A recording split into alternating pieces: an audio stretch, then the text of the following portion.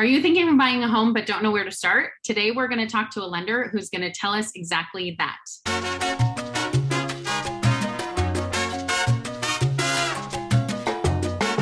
Hey everyone, Brittany with Brittany Hannon Real Estate. I'm a real estate agent, coach, and investor. And today we're talking to a lender who's going to give us a little more insight on interest rates and the importance of interest rates in the home buying process. Martin Rosenblum is a senior mortgage advisor at Motif Mortgage, and he has been in the mortgage industry for over 37 years.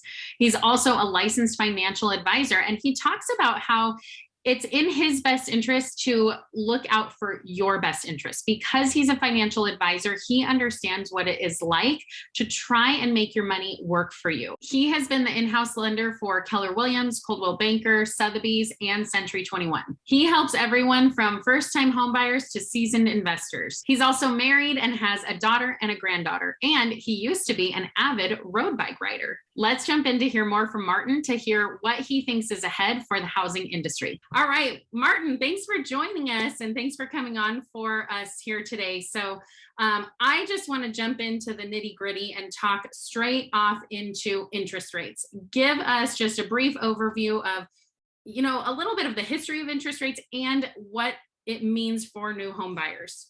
Okay, well, interesting that you should ask. So history of interest rates, we've been coming off of a market that was extremely low for the last several years. And unfortunately, it was not a normal marketplace because of certain events that have taken place.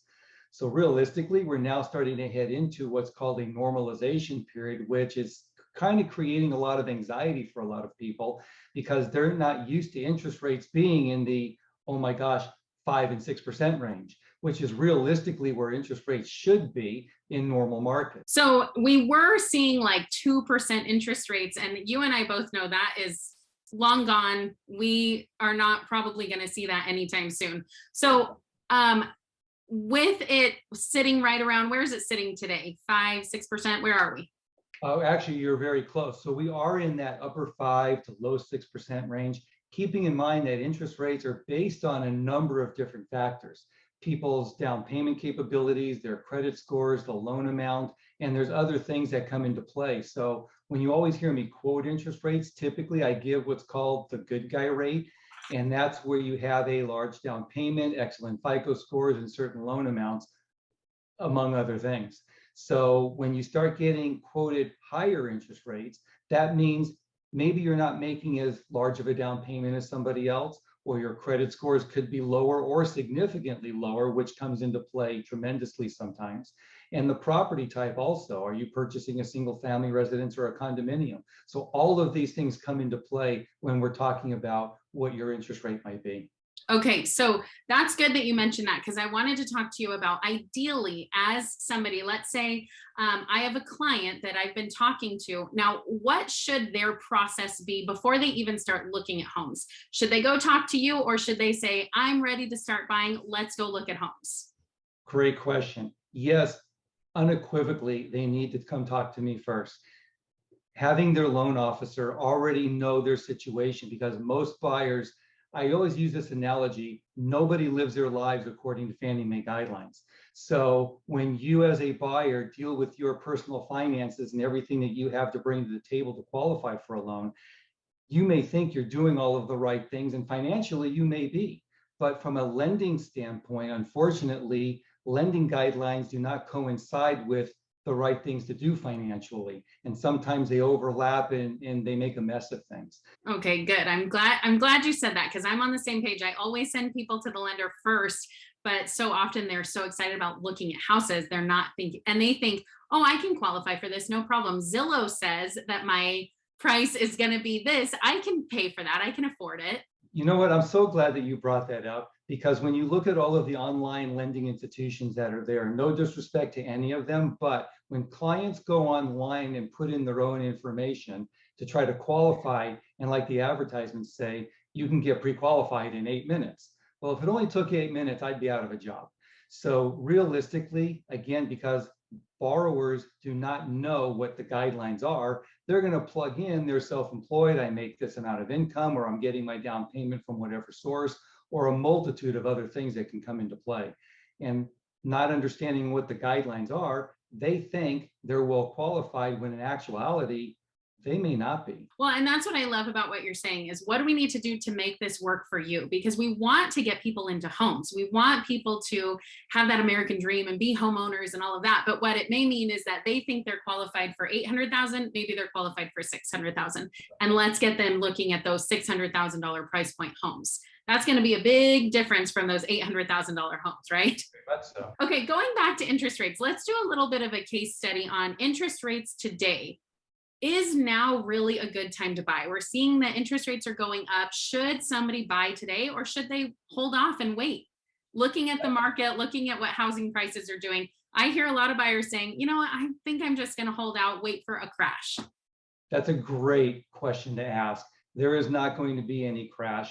Home prices are going to continue to go up, as are interest rates.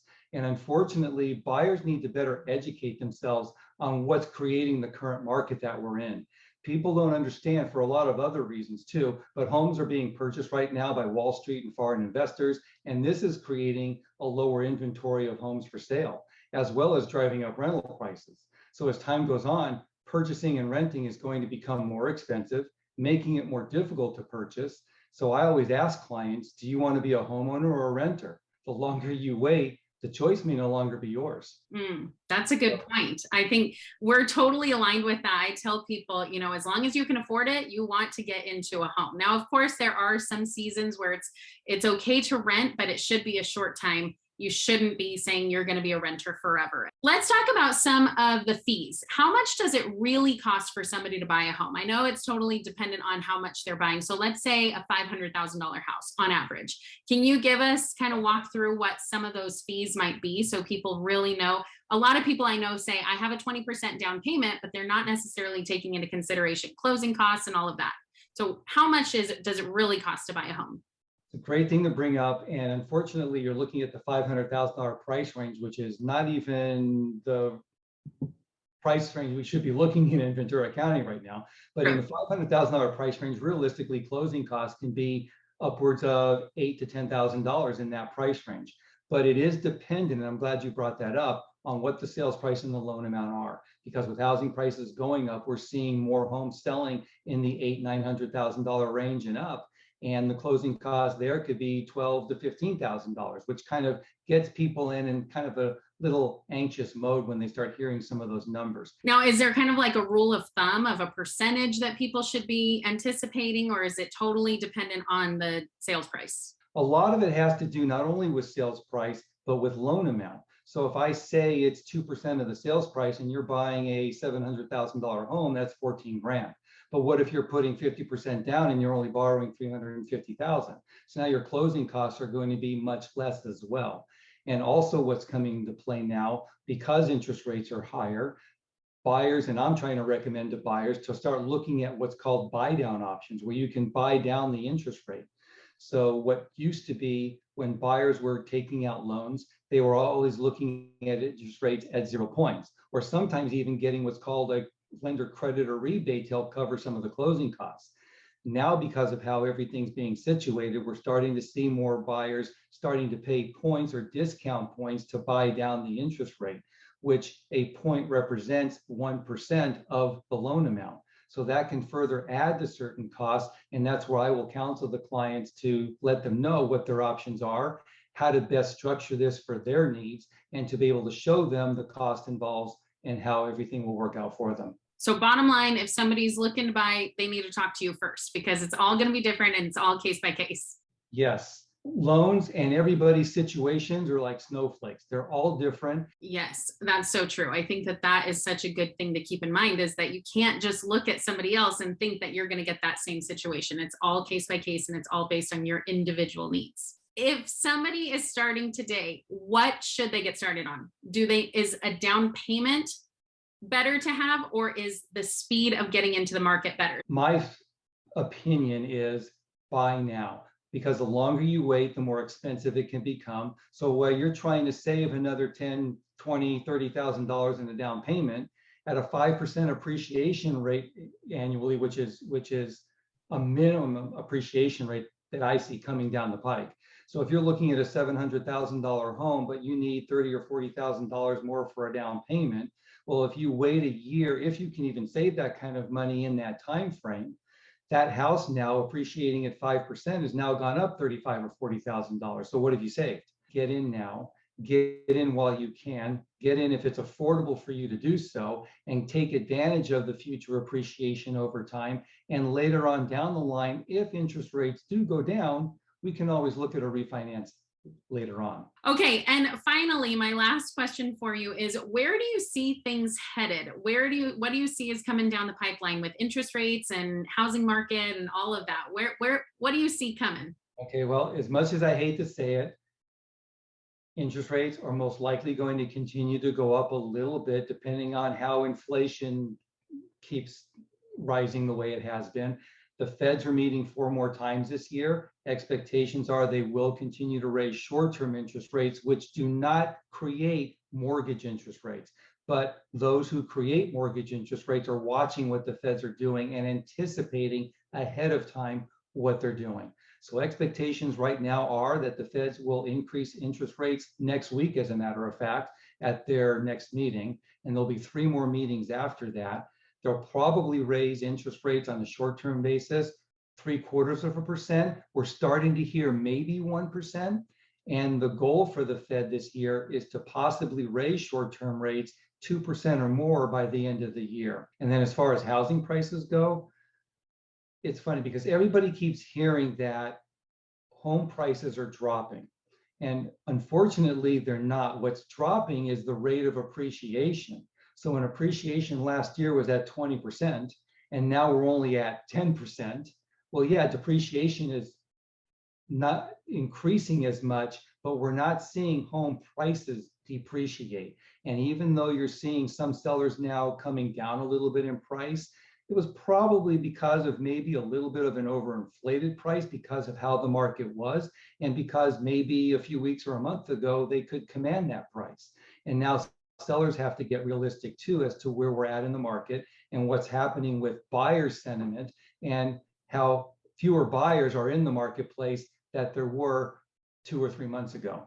So all of those things come into play. But realistically, with everything that's going on with Wall Street and with how homes are being purchased and with how they're being held for rentals, we're going to see rental prices going up, home prices going up, and interest rates probably in that 5.5% to maybe 6.5% range throughout the rest of this year, and most likely into next year as well. So bottom line is buy now, right? Buy now. Yes. All right. Well, thanks. And Ashley, this is the final question. Where can people find you? Where can people get more information about you? Okay, that's great. So I am available either via phone or email. My phone number is 805-377-5432. And my email address is martin@martin4loans, LOANS.com. martin@martinforloans.com. And I'm here to help in any way that I can. Awesome. Thanks so much for joining us. And if people want to get in touch, hopefully they will be able to get in touch with you. I know you're quick to respond and you are super helpful. So thanks again for being here. I really, really appreciate it. My pleasure. Thank you so much. And thank you for giving me the opportunity to be a part of this. And I will look forward to being able to help you and your clients in the future as well. So thank you. Well, there you go. That was such great information. Thanks again to Martin for joining us. Don't forget to like and subscribe so you get more videos just like this as soon as they come out. Remember, if you need any help in your home buying journey, I would love to help you. Martin would love to help you. Just click the link below to connect and schedule a time that works best for you. We would love to help with all your real estate needs. Thanks for watching, and we'll see you in the next video.